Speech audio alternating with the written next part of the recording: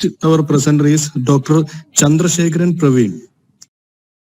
Good evening, everyone. Respected Chair, participants of the seminar. At the outset, let me congratulate the department for organizing a seminar which is quite relevant, and my theme is also closely related to it. Though I am a retired principal, I thought it's important that I too contribute to something that is so important. That is why I'm here. This is a survey done in Australia, and parents were asked, what do we expect from schools? Because schools were shut for almost 1 year, See, individual attention, environment, where children can develop social competences. All this was not happening. Though this is in Australia, it's quite relevant in India too.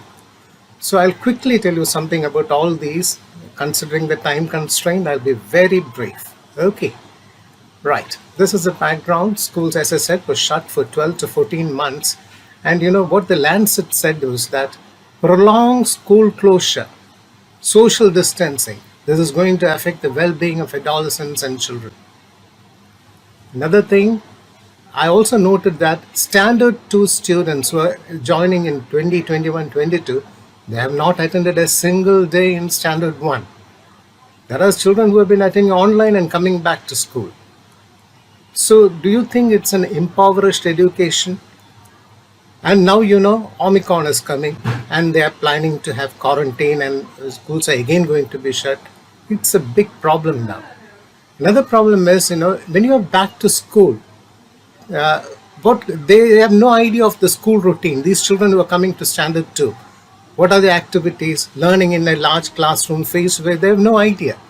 And with teachers, it's an unprecedented thing.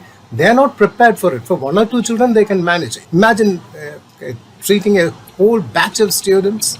It's a big problem. So what are my objectives? I try to identify what children learn during initial days of schooling.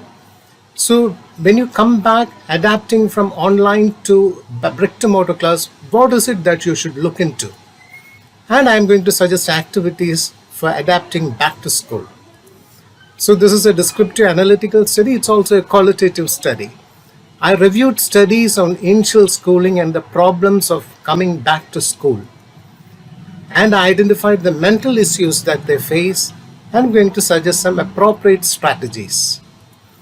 Now, this is Archana Basu of the Harvard Medical School. And what she says is that children's adjustment depends on individual personality and temperament. That means all students don't have the same. And not only that, the individual's family experience of COVID-19, that is also important. So you see, it's so complex. More students means less teachers. How are you going to deal with it? The Mental Health Foundation Board, they gave some tips. They suggested offer training, engage parents, connect with pupils and staff. And even the UNICEF is into it. They suggested 8 tips. But what I really liked was, this is how they subtitled it. Transitioning back to in-person classroom learning.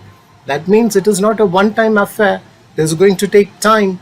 It is a transition period, It's a big challenge and you got to address it. These are a few suggestions to ensure setting foundation for social, emotional, cognitive and physical needs of the learners who come to school after this long break. You got to provide opportunity for sports, literary activities, study and an opportunity to play together. And 5 key principles for fostering resiliency is suggested in this paper. They include promoting a sense of safety, promoting a sense of calm, promoting a sense of self-efficacy, promoting connectedness, and promoting hope. If you do all these together, the learners, when they come back, they will find it easy to adjust with the system.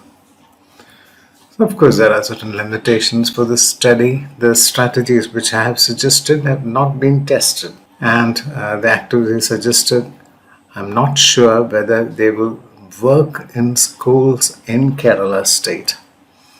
Now, what are the implications of my study? These activities have to be planned based on individual needs. More importantly, the teacher, the students, the school authorities should all have the feeling we and our feeling. And the focus should be on promoting hope. Now, for further research, the strategies may be implemented. Its effectiveness have to be monitored and checked. I would like to conclude by quoting the US Secretary of Education.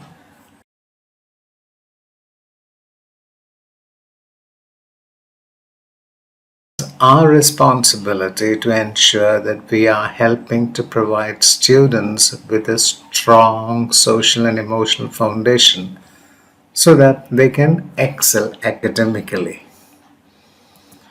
These are select references. Please read my full paper. Thank you.